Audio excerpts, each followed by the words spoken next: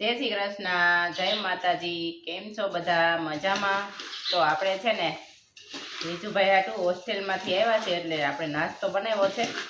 એટલે તીખા સેવ મમરા બનાવ્યા છે અને સેવ પણ આપણે ઘરે જ બનાવી છે અને ગાંઠિયા પણ તીખા આપણે ઘરે બનાવ્યા છે અને ઝીણી સેવ પણ આપણે ઘરે બનાવી છે। એ પણ ઘરના આ લોટની જ આપણે બનાવેલી છે। એટલે પહેલા તો આપણે છે ને આ ઘારિયું વાતાવરણ છે ને એટલે આપણે ઓછો નાસ્તો કર્યો છે। એટલે આવી રીતના આપણે છે ને ડબ્બામાં પેક કરીને મૂકી દેવાનો છે।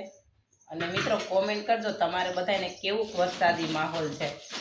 અમારે તો જો કે વરસાદી માહોલ ઠંડુ થઈ ગયું છે અને વરસાદ એમ આવ્યો નથી, પણ તમારે કેવો વરસાદ કેવું છે ને જરા કોમેન્ટ કરજો। અને હાલો તીખા સેવ મમરા અને ગાંઠિયા ખાવાની બાકી છે, એ છે લાડવા। એટલે લાડવા છે ને ગાંઠિયા સાથે તો ક્યાં લાડવા ખવાય ને જરા કોમેન્ટ કરજો।